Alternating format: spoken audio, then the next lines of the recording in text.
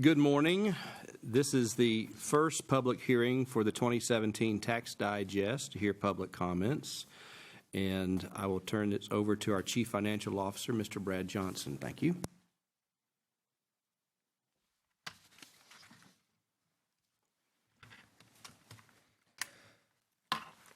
Good morning, Board. Mr. Chair, Mr. Vice Chair, members of the Board, Mr. Superintendent. The 2018 General Fund budget was approved by the Cobb County School Board in May 2017, or in June 2017.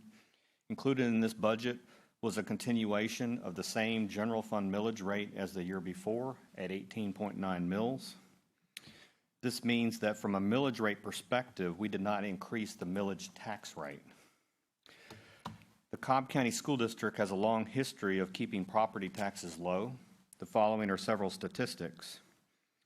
The Cobb County Board of Education has kept the general fund millage rate the same at 18.9 mils since 2007.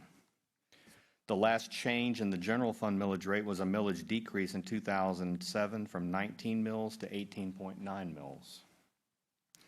The Cobb County Board of Education completely eliminated the debt service millage in 2007 from 0.9 mils to 0 mils. This decision resulted in less taxes paid by citizens and made the school district completely free of long-term debt. During the budget shortages that began in 2006, the board never utilized the option of increasing the general fund millage rate. Included in the 2018 budget that the board approved was a 6% estimate of net property value digest growth in Cobb County. I am pleased to present to the board that the actual property digest growth from the Cobb County tax assessor was 6.48%. So we were off by 0.48%, which means that our estimate was extremely close again, and we were easily in the range of the margin of error. The district has always had hopes each year that the property digest will grow more than our estimate. Specifically, we hope for digest growth in addition to our 6% growth estimate, but there was virtually none because of the age 62 exemption increased by 12.31% from 90 million to 101 million. The negative impact to our property value digest was partially offset by this by a decrease in the Freeport exemption by 40.53%, where that exemption decreased from 24.9 million to 14.8 million. And just as a note, the Freeport, we don't talk about that much, but the Freeport exemption is an economic booster type of thing where certain types of companies within Cobb have their inventories exempt from property taxes, things being made that are in process, that are being manufactured. Additionally, the car tag property tax in total, which includes both the TAVID title fee on new cars and the traditional birthday car tag tax, continues to decrease. While the TAVID portion of this revenue appears to be stable, the birthday car tag tax is dropping precipitously this year by almost 30%. One comment about the birthday car tag tax: it used to be that all cars were taxed using the birthday method, which is a very stable source of revenue because all citizens had to pay the tax on their birthday with no exemptions, even in a bad economy. Because we now have the TAVID car title fee, which in a few years there will be no more birthday tax virtually. The fee is only paid when a new car is purchased. So a note of strategic caution for the board in the budget is that when the district encounters the next economic downturn, the car tag tax or title fee probably will be a challenge in balancing the budget. The gross digest for Cobb this year was approximately 8%, excluding motor vehicles. The difference between the 8% gross digest and the 6.48 is because our exemptions. And so we estimated 6%, and the actual net growth was 6.48%. It is important to note that a completely separate entity, the Cobb County Tax Assessor, assesses property values annually in Cobb County. If the tax assessor lowers the value of a Cobb citizen's home, the district's millage rate will be applied to the lower value, and the property owner will pay less tax. If the tax assessor increases the value of a Cobb citizen's home, The district millage will be applied to the higher property value, and that owner will probably pay more in property tax. In either case, though, the school district millage rate is still 18.9, and it has stayed that since 2007, so the millage tax rate did not increase.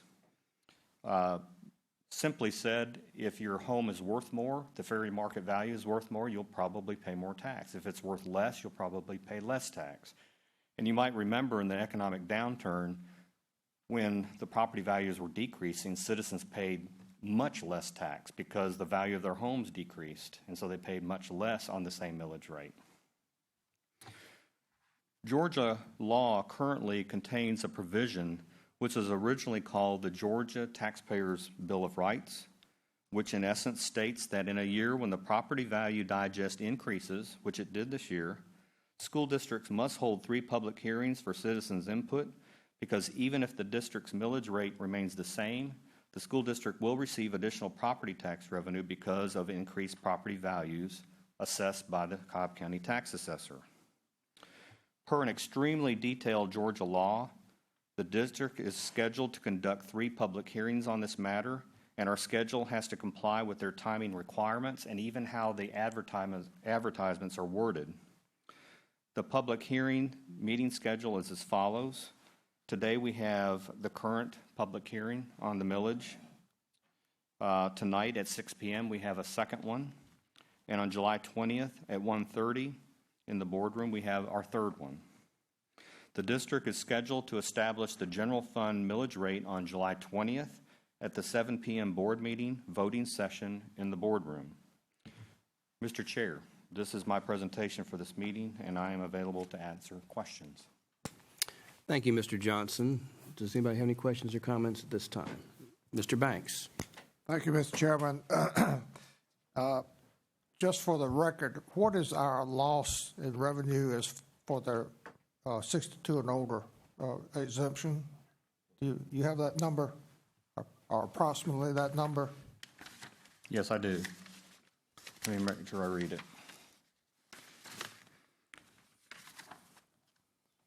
The loss in revenue from the 62 and over exemption last year was $90 million. This year it increased to $101.2 million. So that's a 12% increase. Okay, so that's growing each year. Right. And had we not had the Freeport exemption decrease, we might have had a budget problem. Okay. So we had other things that went down that helped it not be worse, put it that way. And I think you gave us some numbers one time about the QBE fair share percentage. If we were actually paying our fair share of 5% of 5 mils on the actual collectible assessed values, how much money would that save us? Well, in QBE local fair share, we're scheduled by Georgia law, if we're going to participate in QBE revenue, to pay 5 mils of local property taxes. And we do, and that's deducted for state revenue earned. But in our case, we have many local exemptions, age 62 and older as being one of them. And those are not computed when that's not taken into account when they compute the local fair share. So in fact, our 5 mil local fair share is approximately 6.2 mils. So in dollars, what does that equate to? In addition, if it was just if we were 100% on or had these deductions taken off of our assessed values. One mil is about $23 million, so I'd say an estimate around $27 million. Okay. All right. Thank you, Mr. Thank you, Mr. Banks. Any other questions or comments? All right. Thank you very much. Mr. Doyle. Thank you, Mr. Chair. And traditionally, the board has handled these hearings in the manner of public comment, so you'll recognize the format.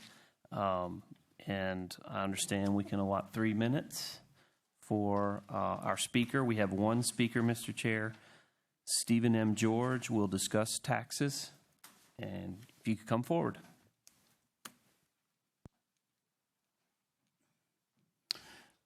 Thank you.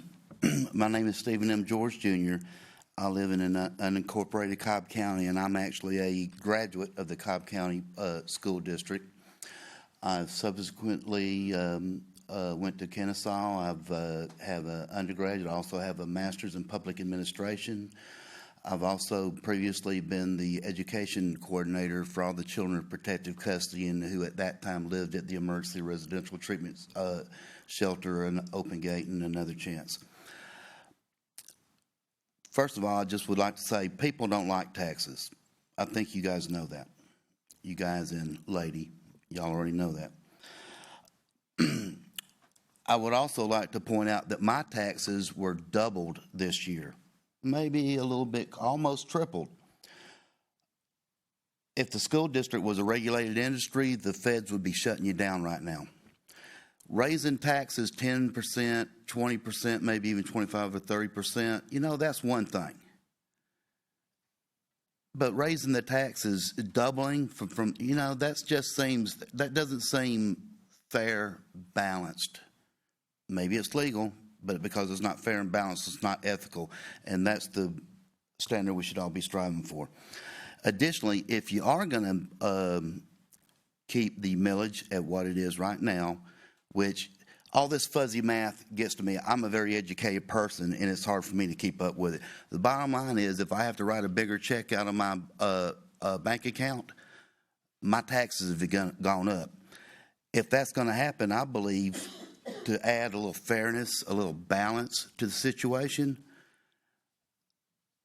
and in an attempt at therapeutically coercing you into thinking about what you're doing a little bit more, perhaps an increase in millage or an increase in the total tax liability should also be tied into the school board's salary and the salary of the employees of the school district. That way we're in this together, because it doesn't seem that way to me right now.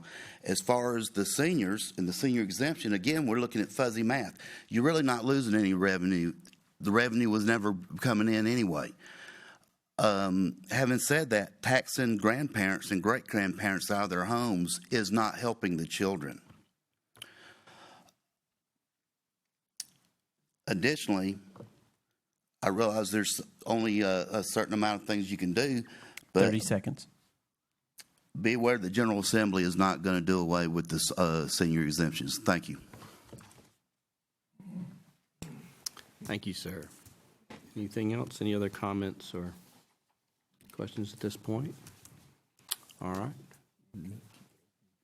All right. We'll keep it open for a few more minutes just in case someone arrives. How about another, 10 minutes? Okay. And while the mic's turned on, one of the things we haven't talked about, but I think something like this, we should remind folks that there is, and again, it's not under our purview, but there is a way to appeal your property taxes if you feel that your appraisal is out of kilter with the market, and that is handled by, I think the information is at cobbtax.org, or look up the Cobb County Tax Commissioner.